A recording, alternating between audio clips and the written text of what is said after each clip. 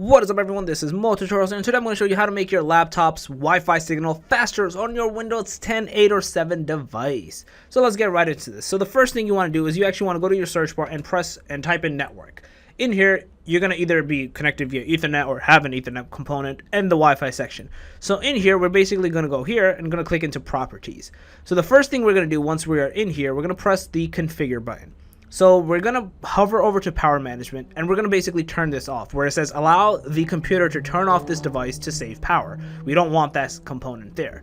So once we have that done, we're then going to essentially go over to advanced, and in here we're going to look for certain stuff. The first one we're going to look for is called roaming aggressiveness. We want to make this value into 5. We want to make the highest so it'll be basically searching it faster. The next thing is we want to search for something called fat channel intolerant, and it's going to be disabled, and we want to enable this.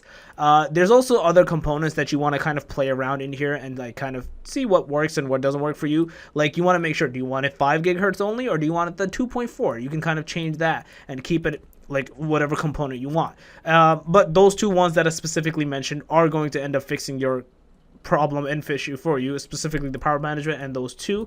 You're basically going to press OK, you're going to have it applied, and then that's it. Restart your computer, you will have a significantly higher Wi-Fi signal than prior to this. The thing is, it just uses more power, so it's usually just off, ends up using like the router or the wire itself, the dual band I guess, itself, to basically use it more to give you the speed you need. So obviously you want the faster speed, you do this.